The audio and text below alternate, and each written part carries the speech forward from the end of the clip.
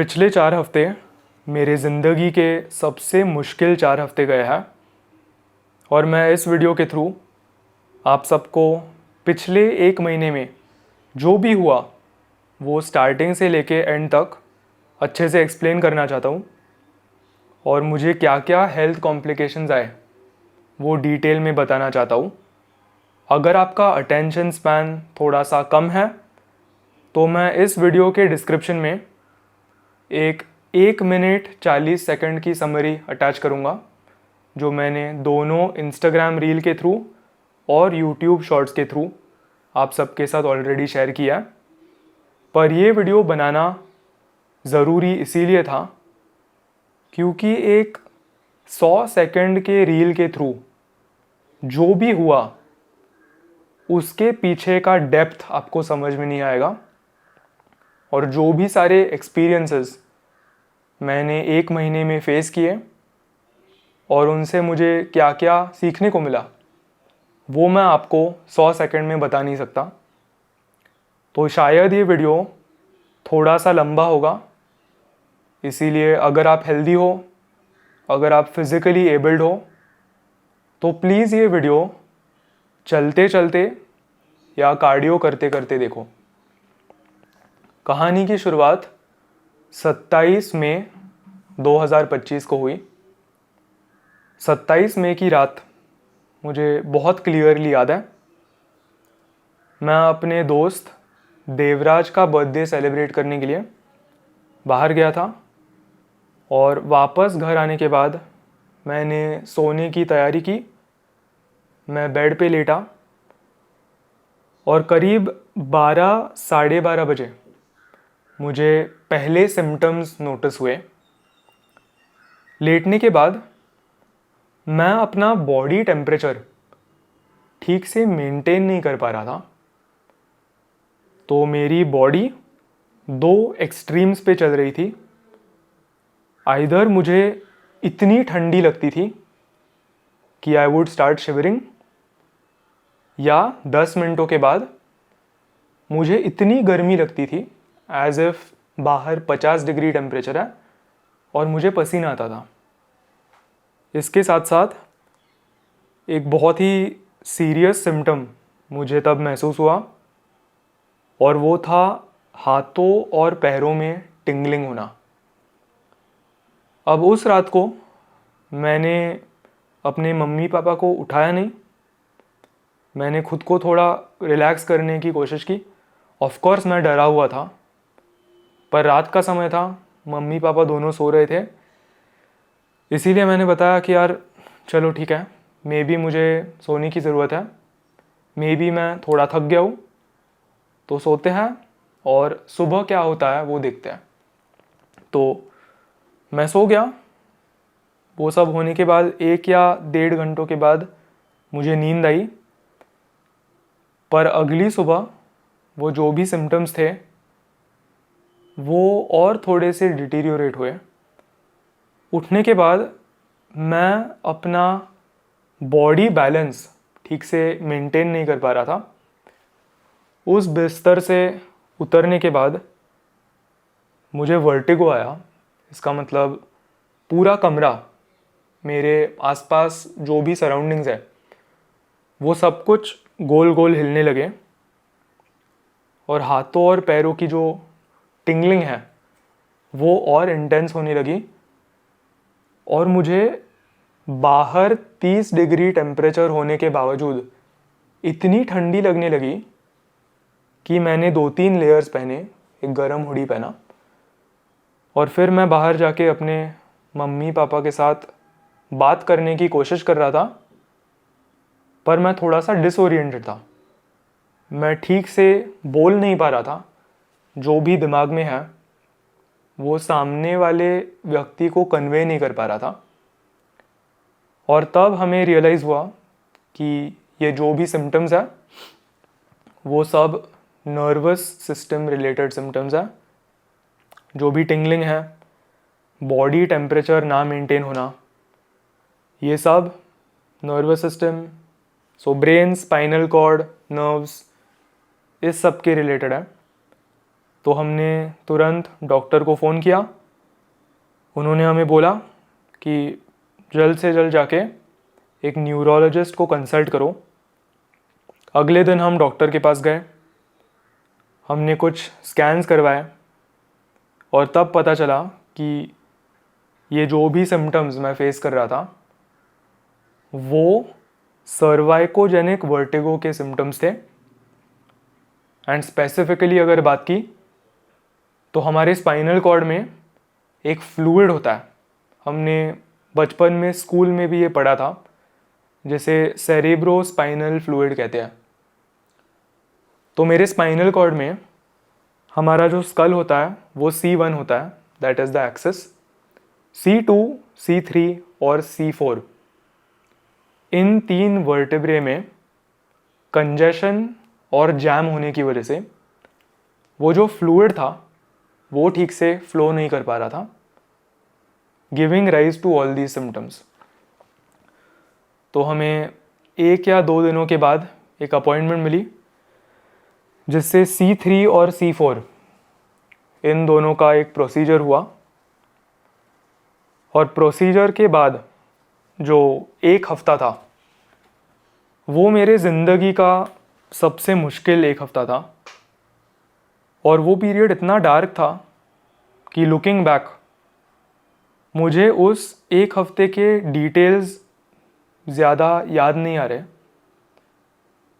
पर वो 1 हफ़्ता इस पूरे 1 महीने को अगर देखा तो इतना ज़्यादा मुश्किल इसीलिए था क्योंकि उस पॉइंट के पहले मेरा जो रूटीन रहता है वो मेरे लिए इतना स्पेशल था और इतना ज़रूरी था कि जब ये health complication all of a sudden आया तो life forced me to stop.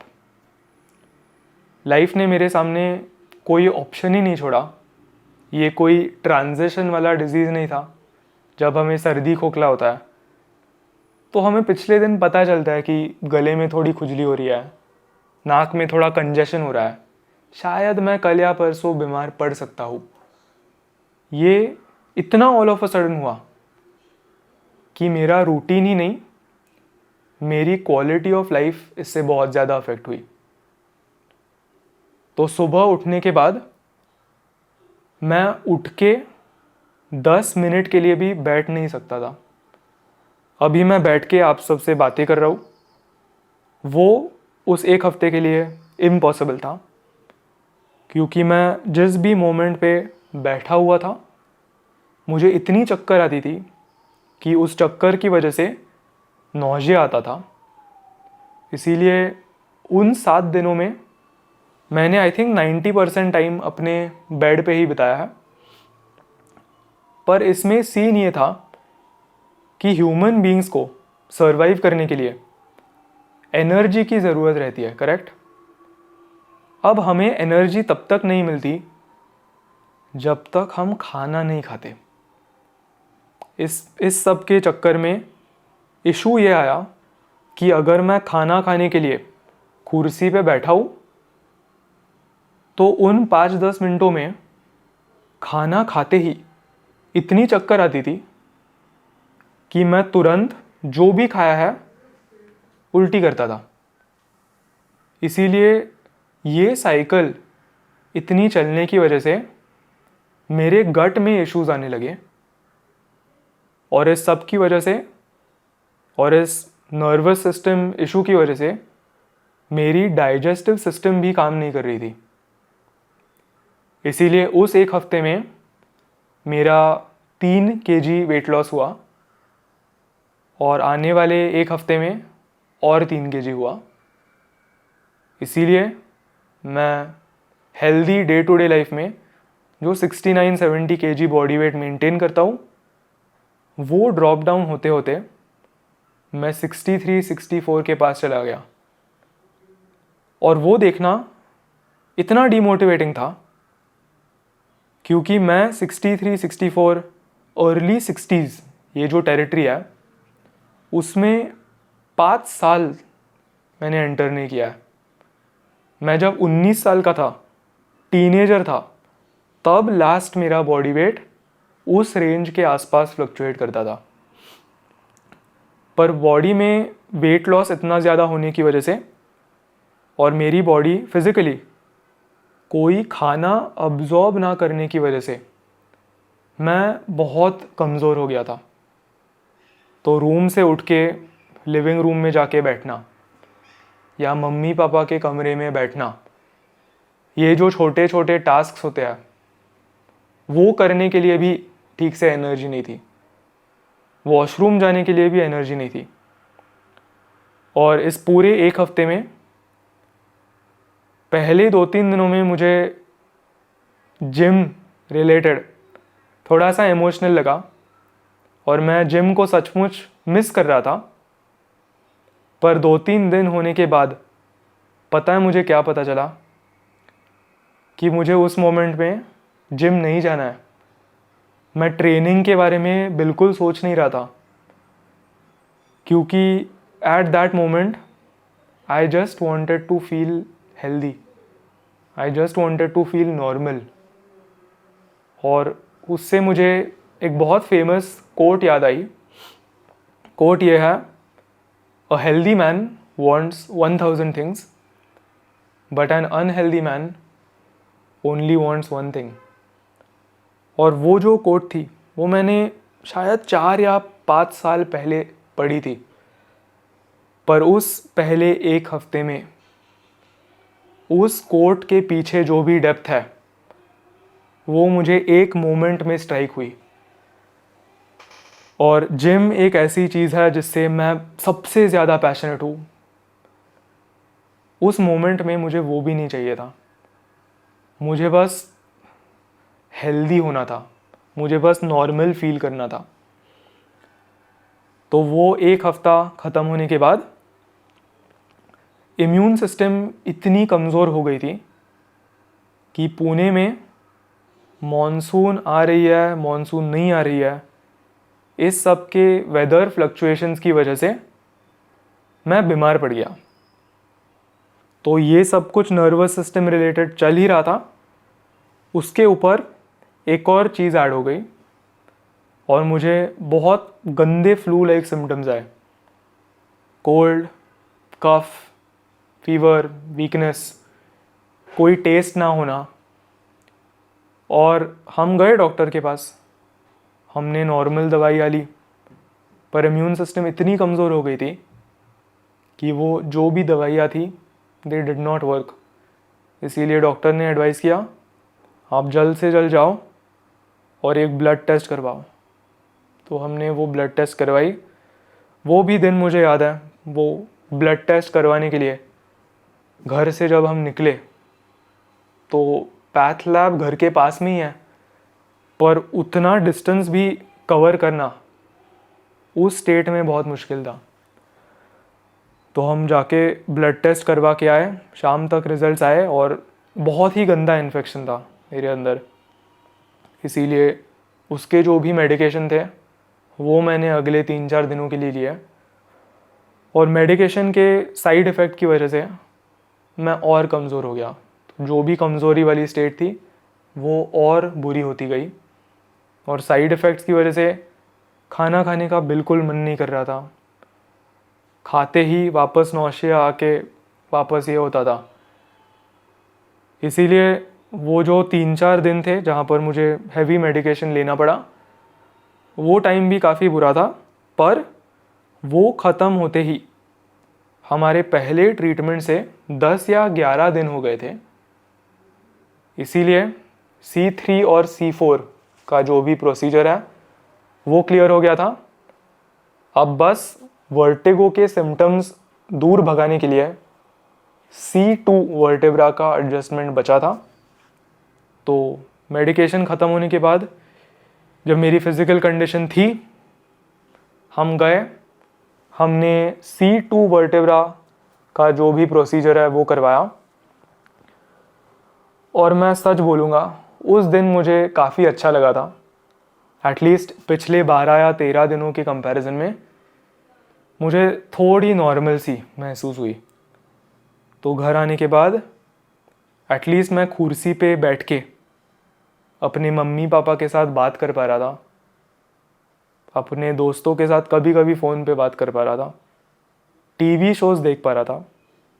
इस सब के चक्कर में टाइम इतना स्लोली जा रहा था कि प्रायर टू दिस ट्रीटमेंट मैं आँखों से कुछ देख भी नहीं पा रहा था, क्योंकि हमारी आँखें भी इक्विलिब्रियम के लिए इम्पोर्टेंट होती है। इसीलिए एटलीस्ट इस C2 एडजस्टमेंट के बाद मैं IPL फाइनल मैंने थोड़ी देखी, तो वो देख के बहुत अच्छा लगा। RCB जीती, फिर मैं मूवीज़ देखने लगा, पुराने मूवीज़ रीवॉच करने लगा। एटलीस्ट मैं वो कर पा रहा था। पर उस प्रोसीजर का एक साइड इफ़ेक्ट आया कि प्रोसीजर से रिकवर करने के लिए कम से कम 9 या 10 दिन लगते हैं। इसीलिए उन 9-10 दिनों में मैं गर्दन हिला नहीं पा रहा था। तो अभी ये जो मेरी रेंज ऑफ मोशन है वो मैं कर नहीं पा रहा था। इसीलिए प्रोग्रेसिवली हर दिन my neck started getting more and more jammed.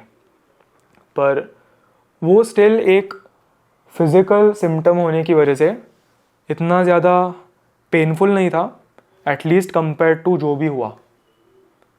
तो C2 एडजस्टमेंट करवाने के बाद काफ़ी अच्छा लगा, और जो फ्लूइड था वो एटलीस्ट अच्छे से फ्लो हो पा रहा था। वर्टिगो के सिम्टम्स धीरे धीरे जाने लगे, तो कमरा आजू बाजू में हिलना, all those things faded a little bit. बस कभी कभी चक्कर आती थी, सर्वाइकोजेनिक हेडेक्स आते थे, पर डॉक्टर ने पहले ही बोला था कि वो जाने के लिए एटलीस्ट 10 दिन लगेंगे, ताकि वो जो भी प्रोसीजर किया है उससे बॉडी हील कर पाएगी। और इस पॉइंट पे मेरे फ्लू लाइक सिम्टम्स, जो बैक्टीरियल इन्फेक्शन था वो चला गया था, पर वो वेव्स में कभी कभी आता था, पर इतना इंटेंसली नहीं। मेरा गट अभी भी मुझे इश्यूज़ दे रहा था, पर थिंग्स weren't टू बैड। मैं बैल्कनी में बैठ के सूरज को अच्छे से देख पा रहा था, गाने सुन पा रहा था, घर में थोड़े से मूवमेंट्स कर पा रहा था।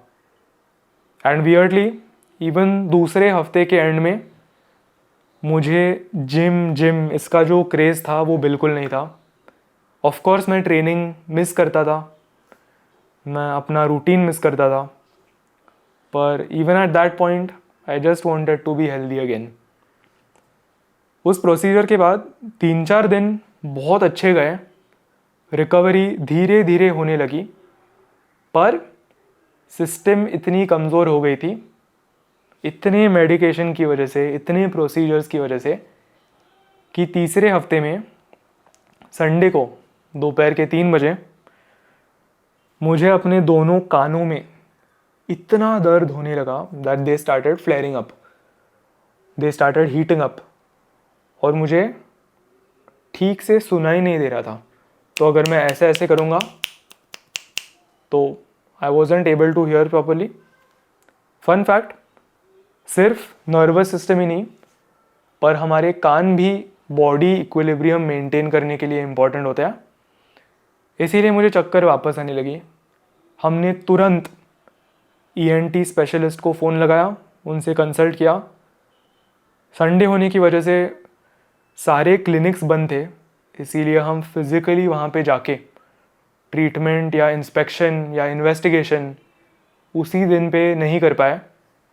पर कंसल्टेशन के बाद उन्होंने मुझे और दवाइयाँ दी, और उन दवाइयों की वजह से एटलीस्ट ईयर रिलेटेड सिम्टम्स के लिए मुझे टेम्पररी रिलीफ मिला। इसीलिए उस रात मैं ठीक से सो पाया। मंडे को वापस एक और डोज लिया, वापस वही साइड इफ़ेक्ट्स और बीमारी और वीकनेस। पर मंडे शाम को हम ENT स्पेशलिस्ट के पास फिज़िकली गए, और उन्होंने राइट ईयर का एक प्रोसीजर किया। वो प्रोसीजर होने के बाद आज तक कोई ईयर सिम्टम्स नहीं आया है, and this has all been cleared. ऐसे 3 हफ्ते गुजरने के बाद एक आखिरी चीज़ आई वुड से बची थी, या 2 आखिरी चीज़ें मैं कहूँगा। सबसे पहले उस C3, C4 और C2 इन प्रोसीजर्स के बाद वो प्रोसीजर्स सक्सेसफुल होने की वजह से वर्टिगो के सिम्टम्स सारे चले गए थे, पर उन प्रोसीजर्स का जो साइड इफ़ेक्ट था, यानी मैं गर्दन हिला नहीं पा रहा था, वो एक प्रॉब्लम बचा था। एंड सेकेंडली गट का प्रॉब्लम बचा था, क्योंकि मेरी डाइजेस्टिव सिस्टम तभी भी काम नहीं कर रही थी।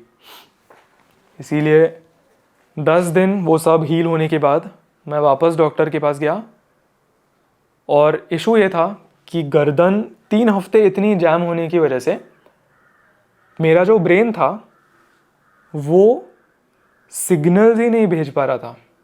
हम अभी कैसे ऐसे हाथ हिलाते हैं, ऐसे मान हिलाते हैं, तो वो क्यों हिलती है? हमारा ब्रेन वहाँ पे एक सिग्नल भेजता है कि गर्दन लेफ़्ट को घुमा, तो वो जो सिग्नल था वो काम ही नहीं कर पा रहा था। सारे प्रोसीजर्स यहाँ राइट साइड पे करवाने की वजह से मैं लेफ़्ट साइड को अच्छे से देख पा रहा था, पर राइट साइड को इतना ही जा रहा था और ये तो जा ही नहीं रहा था। इसीलिए हमें एक और प्रोसीजर करवाना पड़ा जिसमें ट्रैप्स इन्वॉल्व थे। फॉर्चुनेटली स्पाइनल कॉर्ड उस पॉइंट तक सब ठीक था, C2 C3 C4 सब सक्सेसफुल था। तो उस प्रोसीजर के बाद अब 9 दिन हो गया है और मैं गर्दन फॉर्चुनेटली काफ़ी ज़्यादा मूव कर पा रहा हूँ। गर्दन मूव होने के बाद और ये हील होने के बाद 4 दिन पहले मुझे ग्रीन सिग्नल मिला वापस जिम जाने का।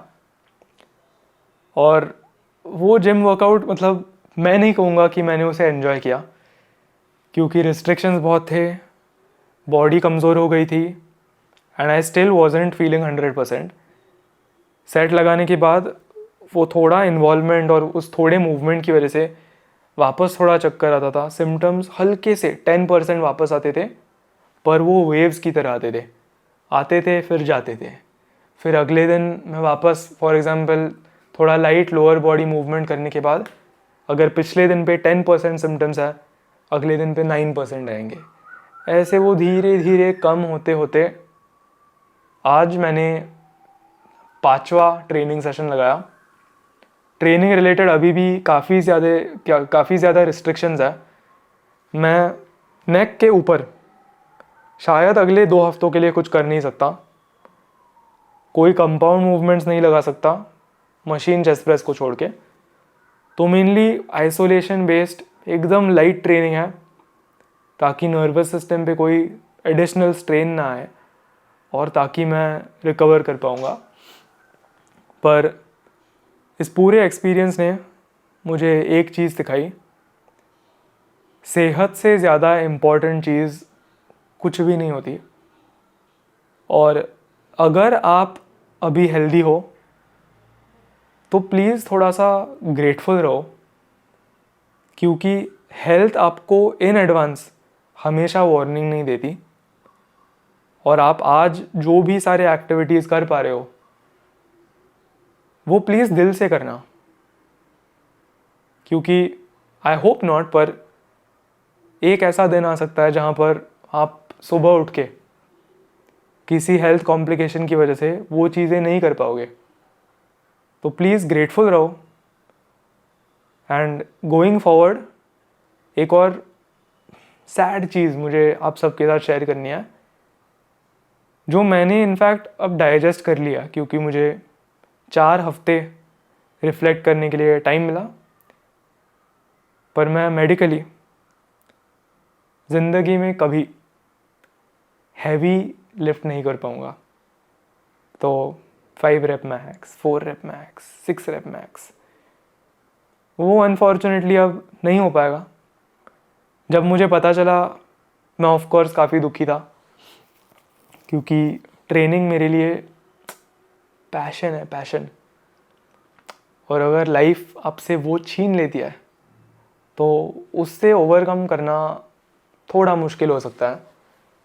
पर ये बात मैंने डाइजेस्ट किया, और लकीली मुझे हाइपरट्रोफी ट्रेनिंग के मैकेनिज़म्स पता है।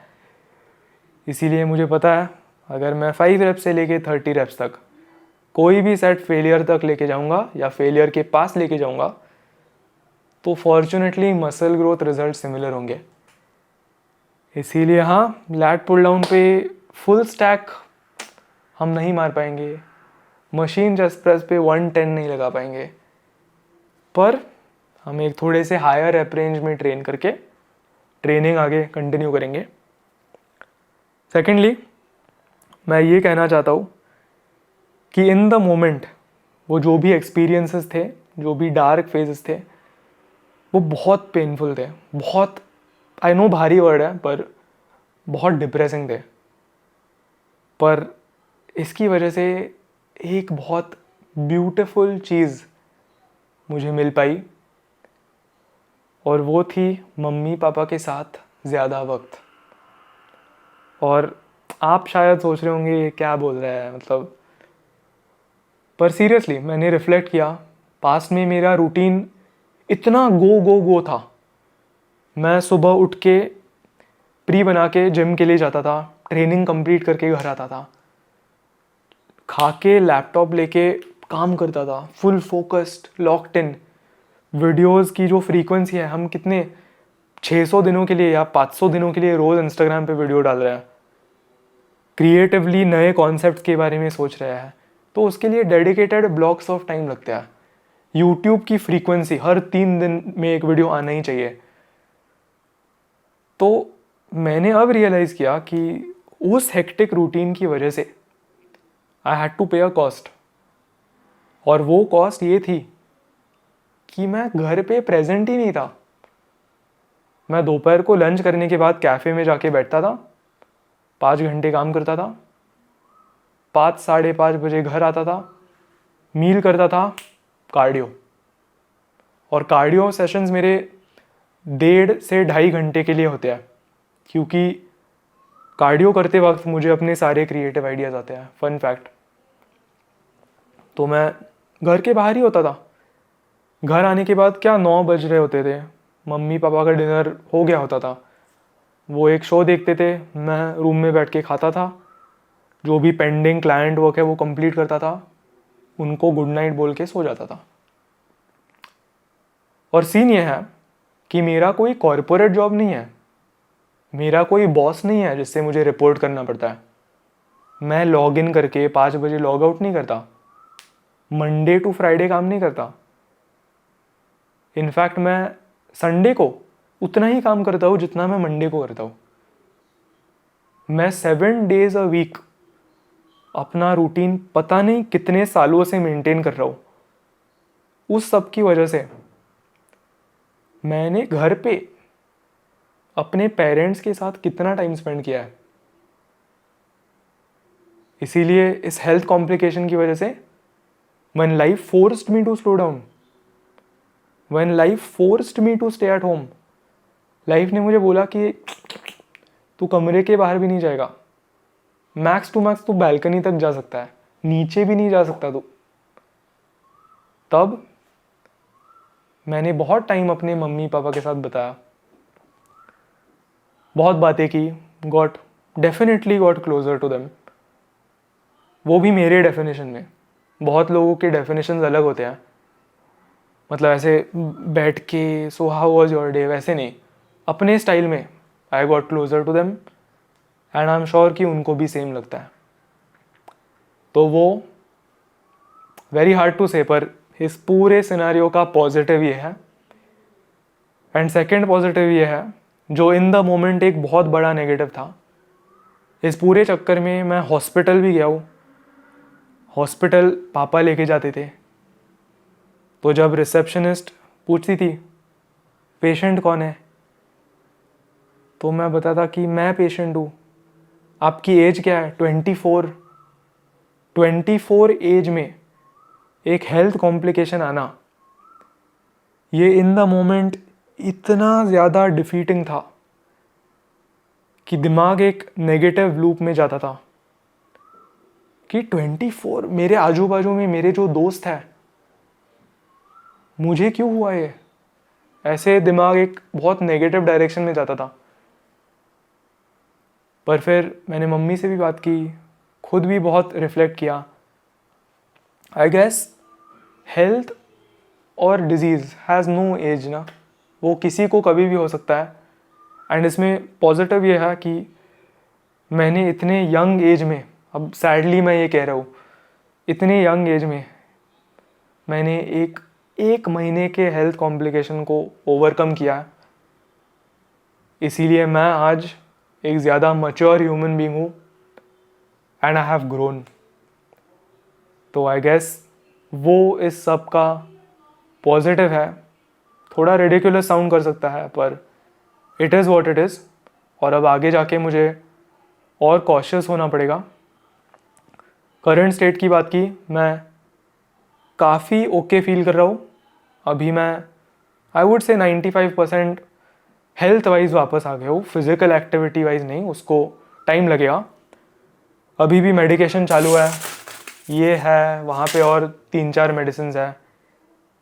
तो बस नेक हील होने के लिए टाइम देना है और गट हील होने के लिए टाइम देना है, ताकि मैं वापस ठीक से खाना खा सकूँगा और अपना बॉडी वेट हेल्दी लेवल्स तक लेके आ सकूँगा। पर ये हुई फिज़िकल बायोलॉजिकल हीलिंग की बात।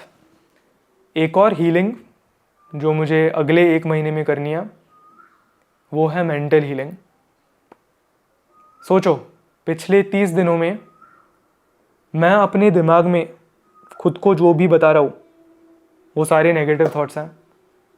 रात को सोने से पहले यही था, कल मुझे क्या होने वाला है। उठने के बाद उसी स्टेट ऑफ माइंड में मुझे ये क्या हो रहा है, आज का दिन कैसे जाएगा, आई होप आज वापस हॉस्पिटल नहीं जाना पड़े। तो एक पॉइंट के बाद ये जो भी थॉट्स हैं वो अनफॉर्चुनेटली हैबिट बन जाती है। और जब एक हैबिट फॉर्म होती है उसे तोड़ना बहुत बहुत मुश्किल होता है। मैं यूनिवर्स में, लॉ ऑफ अट्रैक्शन में बहुत ज़्यादा बिलीव करता हूँ। I truly believe you are what you think about all day long. और ये जो लॉ है ये दोनों पॉजिटिव कॉन्टेक्स्ट में और नेगेटिव कॉन्टेक्स्ट में अप्लाई करता है। पॉजिटिव कॉन्टेक्स्ट में मैंने पिछले 7 साल यूट्यूब को जो डेडिकेट किया है और मैं आज जहाँ तक पहुँचा हूँ वो उस पॉजिटिव स्टेट ऑफ माइंड की वजह से हूँ। मेरे दिमाग में प्रायर टू दिस हमेशा पॉजिटिव थॉट्स चलते थे और मैं जो अचीव करना चाहता हूँ मैं उसके बारे में अनकॉन्शियसली सोचता था, उसकी मुझे अच्छी आदत लग गई थी। पर ये जो नेगेटिव साइड है, अगर आपका दिमाग उस डायरेक्शन में चला गया तो कीप इन माइंड कि जिस सेम लॉ की वजह से आपको ये सब मिला है उसी सेम लॉ की वजह से आपका बुरा टाइम भी आ सकता है। इसीलिए मैं पिछले 4 दिनों से कॉन्शियसली वो आदत तोड़ने के बारे में प्रैक्टिस कर रहा हूँ। और वो थॉट, बिलीव इट और नॉट, दिन में बहुत बार आता है। आदत लगने के बाद एक ऐसा पॉइंट था जब पूरे दिन वही चलता था। इसीलिए अब may be 100 out of 100 times की के बजाय अब वो थॉट सिर्फ 95 टाइम्स आता है, फिर 80, फिर 70। ऐसे करते करते मुझे मेंटल ट्रेनिंग करके अगले 1 महीने में वो धीरे धीरे बदलना है। एंड कीप इन माइंड कि मैंने अगला 1 महीना इसीलिए कहा क्योंकि यार अगर आपने नेगेटिव थॉट्स 1 महीने के लिए सस्टेन किया है तो वो 1 हफ्ते के बाद क्यों चले जाएंगे ना। वही बैड हैबिट्स के बारे में चीज़ होती है। पेशेंस से बड़ा टूल हो ही नहीं सकता। तो वो एक ऐसी चीज़ है जिसके ऊपर मैं इस मोमेंट पे कॉन्शियसली हर दिन काम कर रहा हूँ।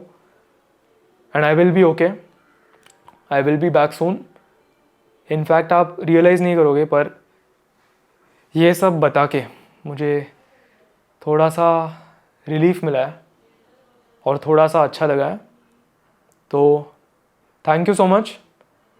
बहुत सारे लोगों ने मुझे ईमेल भेजी, भाई I hope you are okay, आपने बहुत टाइम से अपलोड नहीं किया। आई नो आपने इंस्टाग्राम पे डाला था कि आप कई हेल्थ इश्यूज़ को फेस कर रहे हो, but I hope it's nothing serious, please get well soon.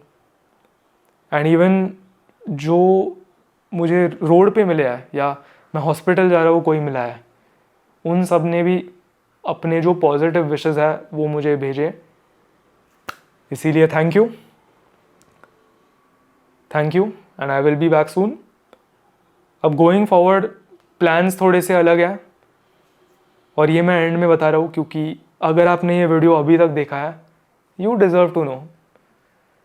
Training कब वापस फुल्ली चालू होगी उसकी मुझे कोई आइडिया नहीं है, पर आगे वाला जो भी रिकवरी पीरियड होगा वो मैं घर के बाहर बिताने वाला हूँ, और मैं कुछ हफ्तों के लिए ट्रैवल करने वाला हूँ, जिससे मुझे मेंटली सचमुच मदद मिलेगी। मैंने पिछला 1 महीना इसी कमरे में इसी घर में बिताया है, तो आई एम फॉर्चुनेट इनफ कि मैं कहीं से भी काम कर सकता हूँ। तो आई थिंक एक चेंज ऑफ एनवायरनमेंट काफ़ी यूज़फुल होगा। तो अगले कुछ हफ्ते मैं वापस ट्रैवल करूँगा। उस ट्रैवल के बीच में थोड़ी बहुत लाइट ट्रेनिंग होगी, लाइट एक्सरसाइज होगा, पर आप सब मुझे जिस चीज़ के लिए फॉलो करते हो थोड़ा सा पेशेंस रखो। मुझे वापस आना है। I know you guys want to see me come back, तो वो धीरे धीरे आएगा, पर फॉर द टाइम बीइंग ये अपडेट है। और अगला वीडियो होपफुली थोड़ा जल्दी आएगा जल्दी, और मैं भी आप सबको थोड़ा अपडेटेड रखना चाहता हूँ। Thank you, God bless all of you. Not done yet.